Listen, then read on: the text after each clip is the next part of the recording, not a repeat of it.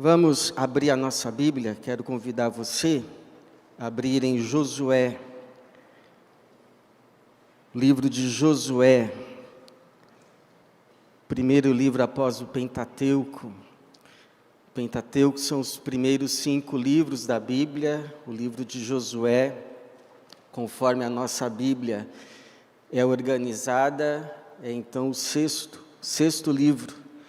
Nós vamos ler o capítulo de número 1, a partir do verso 1. Josué, capítulo de número 1, a partir do versículo 1. Josué, capítulo 1, a partir do versículo de número 1.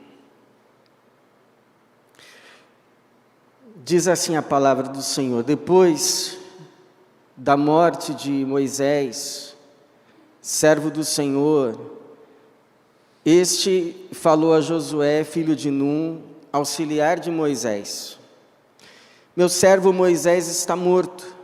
Prepara-te agora, atravessa este Jordão, tu e todo este povo, para a terra que estou dando aos israelitas. Como disse a Moisés, eu já vos dei todo lugar que pisardes com a sola do pé. A vossa terra irá desde o deserto até este Líbano, e desde o grande rio, o rio Eufrates, toda a terra dos heteus, até o grande mar, onde o sol se põe. Ninguém poderá te resistir todos os dias da tua vida. Como estive com Moisés, assim estarei contigo. Não te deixarei, nem te desampararei. Esforça-te e sê corajoso, porque farás este povo herdar a terra que jurei dar a seus pais. Apenas esforça-te e sê corajoso, cuidando de obedecer a toda a lei que meu servo Moisés te ordenou. Não te desvies dela, nem para a direita, nem para a esquerda. Assim serás bem-sucedido por onde quer que andares. Não afastes de tua boca o livro desta lei, antes medita nele dia e noite, para que tenhas cuidado de obedecer a tudo o que nele está escrito. Assim farás prosperar o teu caminho e serás bem-sucedido. Não te ordenei isso? Esforça-te e sê corajoso, não tenhas medo, nem te assustes, porque o Senhor teu Deus está contigo por onde quer que andares. Obrigado, Senhor. Obrigado pela tua palavra. Obrigado pela tua igreja, que aqui o Senhor reúne mais uma vez para culto, para adoração, para louvor do teu nome. Nós sabemos que antes de o Senhor olhar para o que está fora de nós, olhar para aquilo que falamos, mesmo aquilo que cantamos, o Senhor está contemplando o nosso coração. Eu peço que o Senhor nesta noite limpe o nosso coração, que o Senhor prepare o nosso coração, e que nesta noite o nosso coração seja uma terra boa, preparada, apropriada, adequada, para receber a tua palavra, a fim de que ela encontre boa terra e dê o seu fruto, que Satanás não a roube de nós, mas que o teu Espírito a regue e ela produza em nós o fruto de vida eterna, que é a formação do caráter de Jesus em cada um de nós. Que ao final dessa noite, ó Senhor, saiamos daqui mais parecidos com o Senhor. Essa é a nossa oração em nome de Jesus. Amém. Eu começaria perguntando a você o que Deus está colocando diante de você para esse ano? O que você olha e você percebe como algo que Deus lhe confia? Quais são, ou qual é o maior desafio desse ano para a tua vida? Quais são as tarefas que estão atreladas a isso? Pode ser o término de algum estudo, pode ser os preparativos para um casamento, pode ser o desafio de você e o seu cônjuge que até então viviam a dois, agora vão ser três, está chegando um bebê. Pode ser o cuidado de um idoso na sua casa, seu pai, a sua mãe, pode ser o atender novos clientes, pode ser um ministério que esse ano te foi confiado, ou seja, qualquer coisa que você olha e está diante de você, mas você percebe ser maior do que você. No caso aqui desse personagem que lemos, a introdução do livro que leva o seu nome, Josué, estava agora diante dele a tarefa de substituir nada mais, nada menos do que Moisés. E completar a obra que o Senhor iniciou por meio de Moisés lá no Egito. O Senhor usa Moisés para tirar o povo do Egito. O Senhor usa Moisés para conduzir o povo no deserto. Mas agora Deus escolhe Josué para completar esta obra e colocar o povo na terra que ele prometera dar aos seus antepassados, Abraão, Isaque, Jacó, a terra de Canaã, a terra prometida. O Senhor começa dizendo no verso 2, meu servo Moisés está morto. Prepara-te, agora, atravessa este Jordão, tu e todo esse povo para a terra que estou dando aos israelitas. E é interessante que esse povo, no mesmo capítulo, vai dar um feedback ao seu novo líder, a Josué. Esse povo vai chegar a Josué e vai dizer o seguinte: olha, nós seremos com você como nós fomos com Moisés. Apenas que, assim como o Senhor foi com Moisés, seja com você. Eu não sei qual seria ou qual era a personalidade do Josué, mas eu imagino que ele poderia ter dito, bom, coisa simples, né? Eu só preciso libertar o povo de uma grande potência, abrir o Mar Vermelho e fazer cair pão do céu, coisa simples. O Senhor decidiu fazer todas essas coisas, que decidiu na sua soberania fazer por meio de Moisés, agora fazer então por meio de mim. Eu imagino que Josué sentiu o peso da tarefa, o peso da responsabilidade, o peso do desafio que estava posto à sua frente. Agora,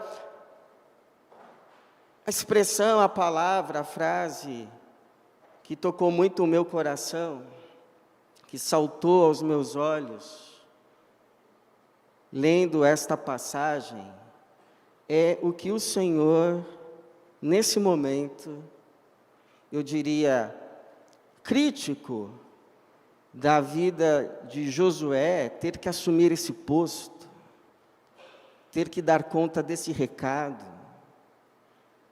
Ele não estava iludido. Ele não romantizava o que estava diante dele. Ele tinha estado já com Moisés e sabia que povo difícil estava agora nas suas mãos. Não era um povo dócil. Não era um povo naturalmente obediente, não era. Era um povo muito difícil. Muito difícil. Um povo que o próprio Deus vai chamar de rebelde. O próprio Deus vai chamar de obstinado. Josué não estava iludido, que com ele ia ser diferente. Mas me comove muito a ternura do Senhor naquilo que o Senhor, sabendo de tudo isso, vai dizer a Josué mediante ou diante de tudo aquilo que estava agora diante dele e colocado com todo o seu peso nas suas mãos. O Senhor vai dizer assim no versículo de número 7, para Josué: apenas esforça-te. Apenas esforça-te. Talvez na tua tradução esteja tão somente ser forte. E eu penso que isso que Deus falou a Josué naquele tempo, diante daquela situação, é o que o Senhor diz para cada um de nós hoje, diante daquilo que está à nossa frente, que enxergamos como desafio, como tarefa árdua, pesada, maior do que nós, das nossas forças, das nossas capacidades. O que o Senhor olha para nós e nos diz hoje, diz para mim e diz para você, é essa palavra: apenas esforça-te. Apenas isso. Apenas esforça-te. E a pergunta é: o que está implicado nesse apenas esforça-te? Nesse apenas seja forte. Só te peço isso. Apenas seja forte. Eu penso que esse texto nos dá também algumas sugestões. Quando o Senhor nos diz apenas esforça-te, apenas esforça-te para você fazer aquilo que eu estou te confiando, debaixo da minha orientação, debaixo da minha palavra. Não queira ser sábio aos teus próprios olhos, você não sabe tudo. Tenha o cuidado para fazer segundo a minha palavra. Eu não sei se você já teve essa experiência, de uma hora você assim, está lendo uma passagem da Bíblia e você olha assim, salta um versículo. E você lê esse versículo e você diz assim: puxa, por que eu não li isso antes? Por que eu não aprendi antes de ter tomado aquela decisão? Poderia ter evitado tanto sofrimento. Por que eu não... E o pior de tudo, irmãos, é quando a gente olha para aquele versículo, para aquela passagem, e a gente diz assim: poxa, mas eu já tinha lido isso. Como foi que eu não percebi? Como foi que eu não vi? Como foi que eu não me atentei para a sua importância? para o valor dessa palavra. Pode ser que quando você leu, você estava em outro momento da vida, você estava preocupado com outras coisas, aí passou. Ou pode ser que eu e você tenhamos lido, mas só lido. Ou pode ser que esse entendimento é para agora. É para esse momento da tua vida. Seja o que for, o que Deus orienta ao Josué é, olha, Josué, tenha o cuidado, não apenas de ler, mas de meditar em tudo o que eu revelei ao meu servo Moisés. O verso de número 8 vai dizer enfaticamente: não afastes da tua boca o livro desta lei, antes medita nele dia e noite, para que tenhas cuidado de obedecer a tudo que nele está escrito, assim farás prosperar o teu caminho e serás bem-sucedido. Eu achei um comentário muito interessante, é que diz assim: não é que Josué ia obedecer a tudo que estava escrito e então seria bem-sucedido. Do tipo, parabéns, Josué, conseguiu, mas que o Senhor estaria com ele para ajudá-lo a andar em tudo que estava escrito, e então ele seria bem-sucedido. Mas a exortação é: medita. Ou seja, não apenas leia, mas reflita no significado, se pergunte o que isso significa, o que eu aprendo, até que isso vá formando a sua visão, a sua forma de ver a vida e vivê-la. É isso que está implicado no meditar, no murmurar para si mesmo. Eles costumavam ler de forma audível, como que falando para si mesmo, a fim de que aquilo que estava sendo lido não apenas fosse lido, mas interiorizado. Então, irmãos, fica aqui uma dica. Que tal você que já leu a Bíblia toda? Uma vez, 2 vezes, 3 vezes. Você que já seguiu o plano de leitura da Bíblia, completou, isso é muito bom. Isso nos ajuda a ter uma visão geral da palavra. Mas agora que foi completada esta tarefa, que tal um novo desafio?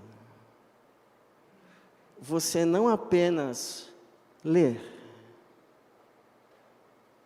mas meditar na palavra.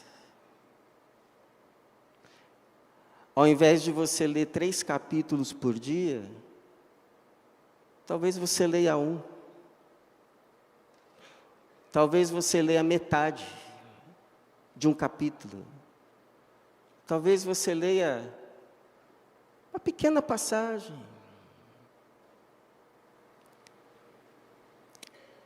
Mas orando assim: Senhor, abre os meus olhos, para que eu veja as maravilhas da tua lei. Você vai encontrar tesouros que vão enriquecer a tua fé e a tua vida. Talvez você vá ler menos, mas vai aproveitar mais. Vai encontrar pérolas preciosas, diamantes, rubis.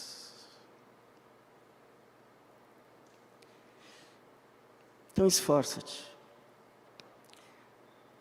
Segundo, apenas esforça-te para discernir o que te cabe, para discernir qual é a sua parte, nisso que está à tua frente, porque nem tudo é tua parte. Nesse começo de ano, a gente ouve muito assim, frases do tipo, que Deus te abençoe em muitas conquistas, que esse seja um ano de conquistas. E eu confesso a você, irmãos, que eu tenho, biblicamente falando, um pouco de dificuldade com essa ideia de conquista. Porque se a Bíblia nos revela que tudo pertence ao Senhor, Salmo 24:1, toda a terra e a sua plenitude pertence ao Senhor.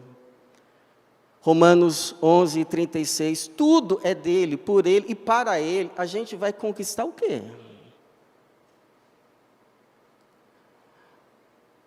Se tudo é dele, ou a gente recebe como presente, ou a gente usurpa. Até mesmo essa história que a gente costuma chamar de a conquista de Canaã, eu tenho para mim que o melhor título seria a dádiva de Canaã. A dádiva de Canaã. Porque veja o que o Senhor diz no versículo de número 2, e o 3 também. Meu servo Moisés está morto, prepara-te agora, atravessa este Jordão, tu e todo este povo, para a terra que estou. Como que está escrito na sua Bíblia aí? Para a terra que estou dando aos israelitas. Como disse a Moisés, olha só, eu já vos dei todo lugar que pisardes com a sola do pé. E aí o Senhor vai especificar muito claramente quais seriam essas terras, qual seria a extensão desse território que o Senhor tinha dado, e que quando o povo pisasse o pé ali, seria deles. Está aí no versículo de número 4, a vossa terra irá desde o deserto até este Líbano, e desde o grande rio, o rio Eufrates, toda a terra dos heteus, até o grande mar, até onde o sol se põe. Então, essa terra, eu dei a vocês. Está dada. Pode ir. Aonde, nessa limitação que eu defini aqui, aonde o seu pé pisar, é teu. Por quê? Porque está dado por mim. É tudo meu.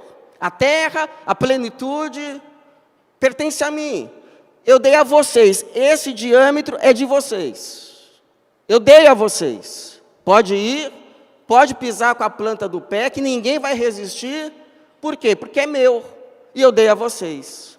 Agora, interessante é que o Senhor diz assim, nessa terra que eu dei, onde o seu pé pisar é teu. Mas a terra que eu não dei,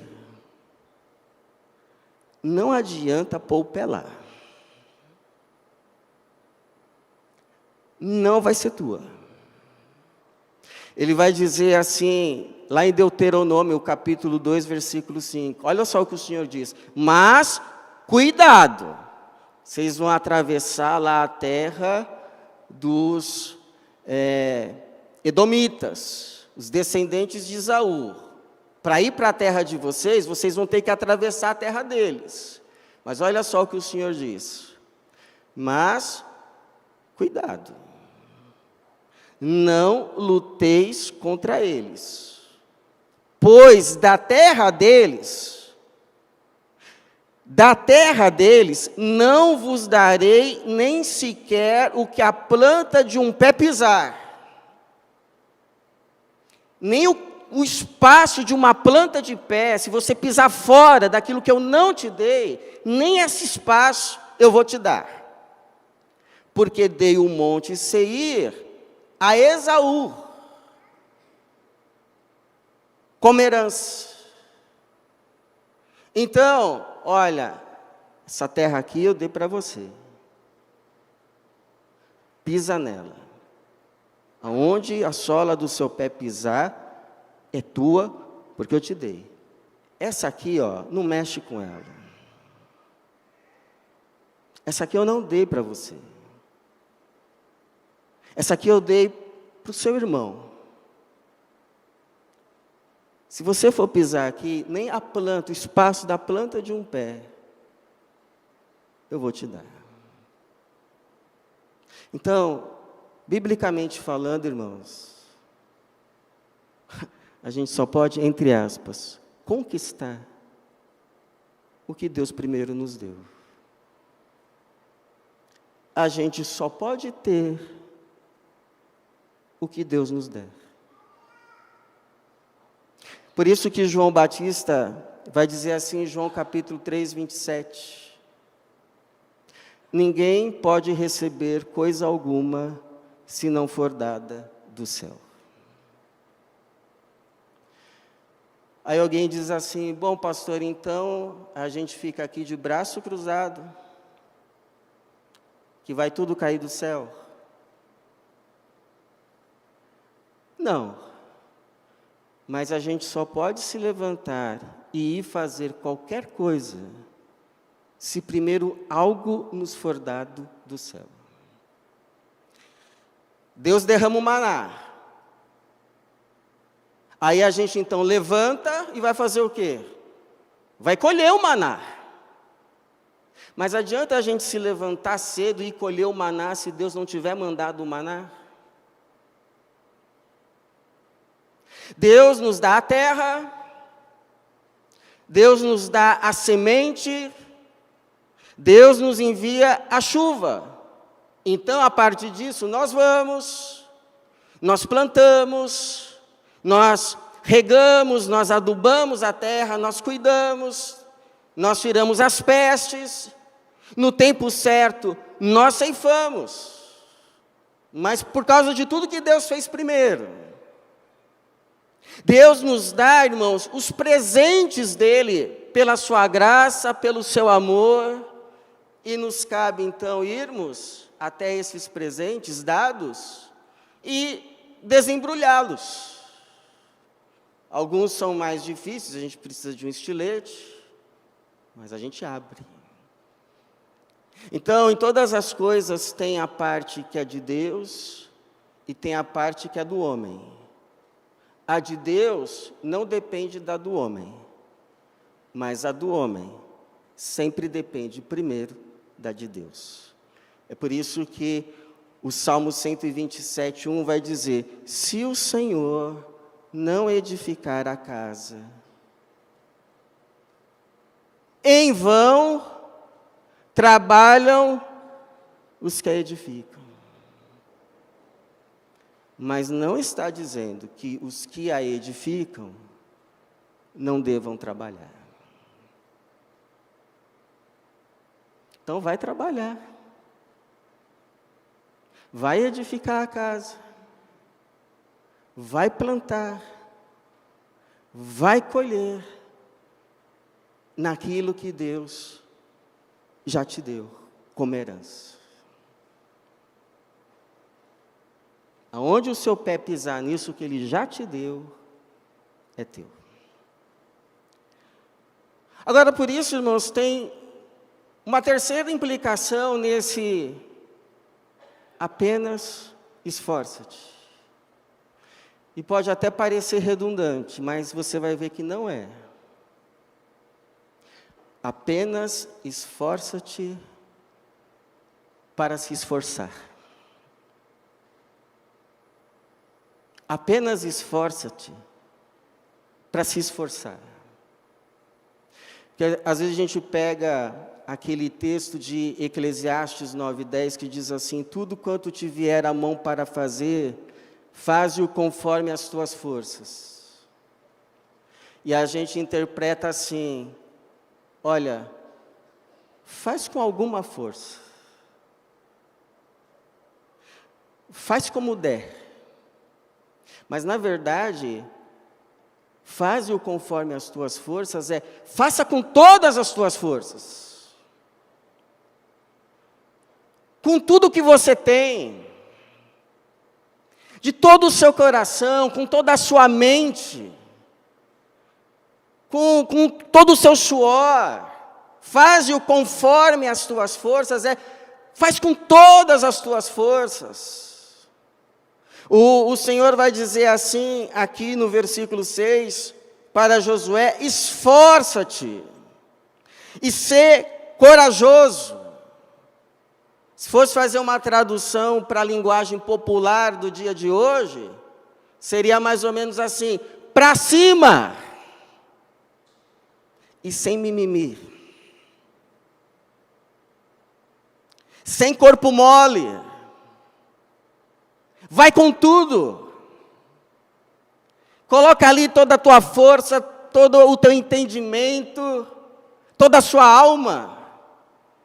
Não vai fazendo corpo mole, com o pé atrás, com o freio de mão puxado, para aquilo que o Senhor já te confiou para você fazer esse ano. Eu me lembro de um pastor dizendo assim a um jovem, ele dizia assim: Deus te fez um Porsche, não ande como um Fusquinha. Mais ou menos assim, se você fosse um Fusquinha, tudo bem ir só até 120, dá só 120. Mas se Deus te fez um Porsche, então não dê só 120. Dá 300. Seja aquilo e faça aquilo que Deus te capacitou a fazer. Até porque, irmãos, uma coisa interessante na palavra é que Deus não recompensa resultados. Deus recompensa fidelidade. Sabe onde a gente encontra isso? Lá na parábola dos talentos. Você lembra da parábola dos talentos? Um servo recebeu 5 talentos conforme a sua capacidade. E aí partiu imediatamente, trabalhou, fez negócio. O seu senhor chegou, o servo disse: olha, o senhor me deu 5 talentos, está aqui mais 5.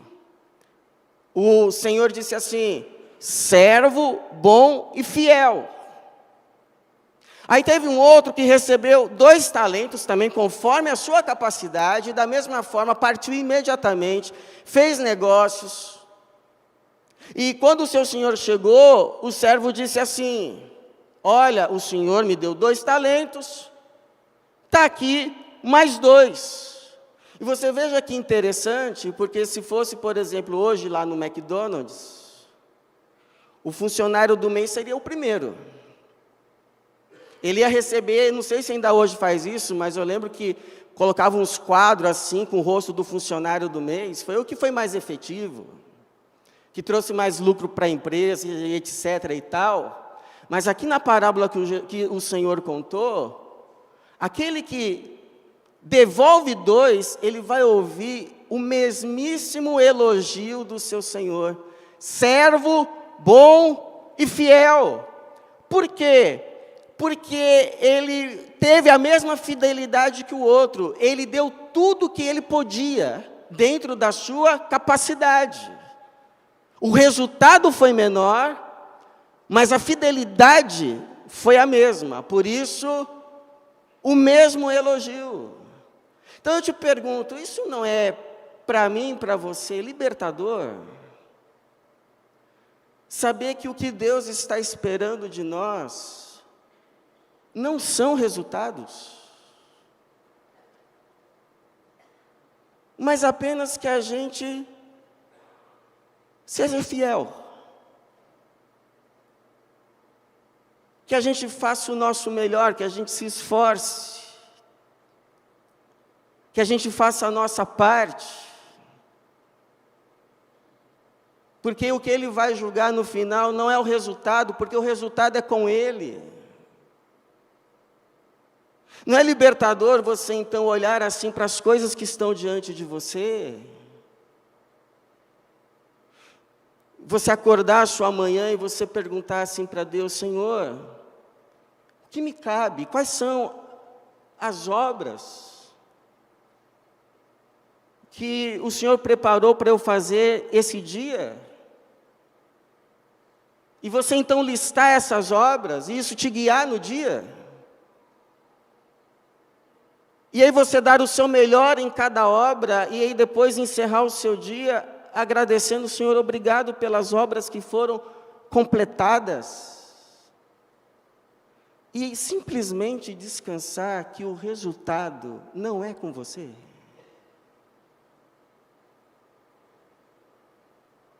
O resultado é com Deus.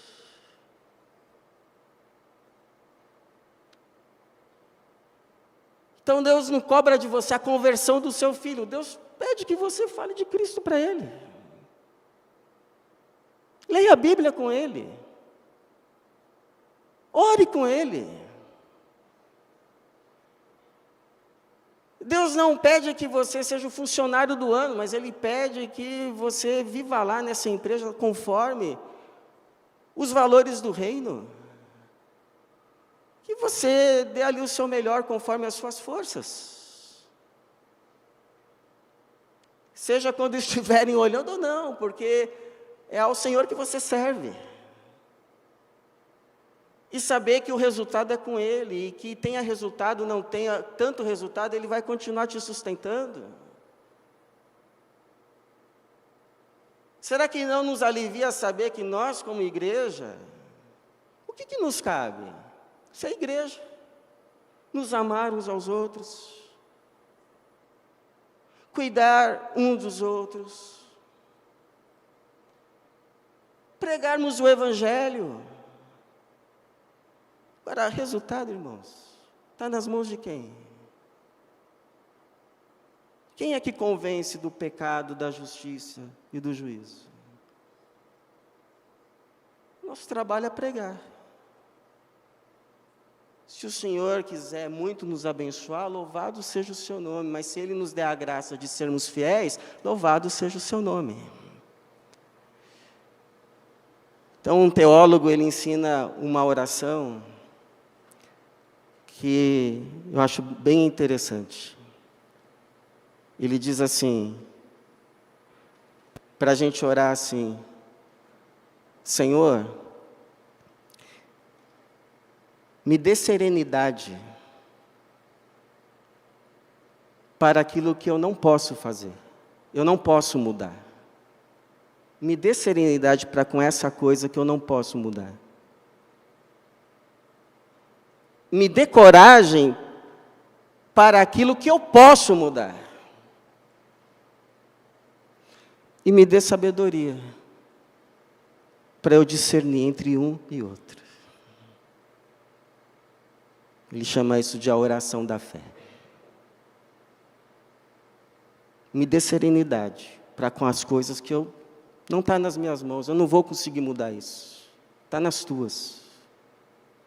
Me dê forças, me dê coragem para aquelas que estão nas minhas, eu posso mudar isso. E me dê sabedoria, discernimento para distinguir uma da outra. Que Deus nos dê essa graça em nome de Jesus. E por fim, irmãos, apenas esforça-te, porque o Senhor vai ser conosco os 365 dias desse ano. Lembra o que o Senhor Jesus disse? Eis que eu estou com vocês até o fim dos tempos. Essa é a versão neotestamentária de como termina essa passagem no versículo de número 9, que o Senhor diz assim: não te ordenei isso? Esforça-te, sê corajoso, não tenhas medo, nem te assustes, porque o Senhor teu Deus está contigo por onde quer que andares. Então o Senhor não apenas nos envia, o Senhor vai conosco, e Ele vai conosco para nos ajudar. Ele vai conosco para nos ajudar. Ele pode nos ajudar enviando o seu anjo. Ele pode nos ajudar nos revestindo de forças, Já não teve experiência que você passou assim, que você fala, eu não sei de onde me veio tanta força. Eu não sabia que eu tinha essa força, mas você não tinha. Ou Ele mesmo, pessoalmente, pode vir nos ajudar. Mas Ele nos ajuda. Não importa a forma, importa a fonte. A fonte do nosso socorro é o Senhor. É Ele que nos ajuda. É Ele que nos sustenta. É essa graça que nos mantém de pé diante de lutas que a gente sabe, desafios e tarefas que são muito maiores do que nós, vão muito além das nossas forças. E eu acho que cada um de nós aqui pode dar esse testemunho. Você pode chegar e dizer assim, irmãos, irmãs, olha, eu passei por isso, eu passei por aquilo, e eu sabia que eu não tinha forças para passar por tudo isso, mas o Senhor me sustentou. A graça de Deus me colocou de pé, me susteve, me deu coragem, me deu forças para levantar, para ir trabalhar, para ir enfrentar. Um dia de cada vez, mas cada dia foi me dada a porção de forças, foi me dada a porção de coragem, foi me dada a porção de ânimo, para eu dar conta daquilo que estava diante de mim para fazer. Quem aqui pode contar esse testemunho? Eu posso também. Fases que a gente só atravessa porque a graça nos sustenta. A graça nos sustenta. Tanto em coisas grandes, complexas, como naquelas coisas aparentemente pequenas, simples, que se a gente for contar para os outros, eles vão dizer, mas por isso? Mas para nós, tinha tanta importância. E era tão difícil. Não é verdade, irmãos? Não é verdade? Que a graça do Senhor tem nos sustentado? Louvado seja o seu nome. Louvado seja o nome de Jesus. Que nos sustenta. Ele não alimentou apenas o povo no deserto com o maná no passado, não, viu? Ele continua enviando o seu maná. Todos os dias. Enquanto a gente atravessa os nossos desertos. Ele continua tirando água da rocha para sustentar o seu povo. O povo que se chama pelo seu nome. O povo que é tão difícil, e eu me incluo, tá? Eu sou um deles. Mas um povo que é tão amado pelo Senhor. Tão amado por Jesus. O povo do seu coração. Igual eu lembro o testemunho de uma irmã. Ela conta assim que um dia, ela estava tão atribulada, tão oprimida,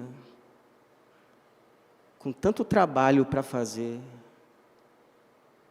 Sabe aquele dia que você não sabe nem por onde começar? Aí você começa, não, melhor fazer outra coisa, não, porque você está ansioso, e a hora começa a passar, e a coisa não vai. E ela diz assim que parou, e orou ao Senhor. E ela diz que parece que uma mão lhe ajudou. Terminado o dia com tudo feito, ela dá esse testemunho. Parece que alguém me ajudou. E ajudou mesmo. E eu sei que você também pode dar o mesmo testemunho. Porque aquilo que o Senhor prometeu em Isaías 41:13 é para todos nós. Recebe aí o que é para você também. Porque eu, o Senhor teu Deus, te tomo pela tua mão direita e te digo, não temas, eu te ajudarei. Eu te ajudarei. Então, meu irmão, vá para esse ano com essa promessa do Senhor: eu te ajudarei. Eu te ajudarei. O próprio Senhor, o próprio Deus, eu te ajudarei. Agora, você sabe, né? Qual é o propósito da nossa vida? Viver em prol daquilo ou daqueles, principalmente daqueles que Deus nos confiou. Sejam estes aqueles que chamamos de filhos, filhas, pais, mães, irmãos da igreja, clientes, alunos. Qual é o propósito da nossa vida esse ano? Viver em prol dessas pessoas que Deus nos confiou às mãos. Assim como Jesus viveu em prol do nosso bem. É esse o propósito. É esse o propósito. Então eu te pergunto, o que ou quem são aqueles que Deus te confiou hoje às mãos? No caso do nosso irmão aqui, Josué, foi o povo de Israel. E a atividade que estava atrelada a ele viver em prol desse povo, que lhe foi confiado às mãos, era conduzi-lo à terra prometida. Com todas as promessas do Senhor, de bênção de estar com ele. Então eu te pergunto, quem são aqueles que Deus hoje te confiou às mãos? E qual é a tarefa atrelada a você viver em prol dessas pessoas? Seja o que for, o que o Senhor diz para você essa noite é: apenas esforça-te. Apenas esforça-te. Porque o Senhor teu Deus está contigo, por onde quer que andares. Que assim seja, irmãos, e que Deus nos abençoe. Amém.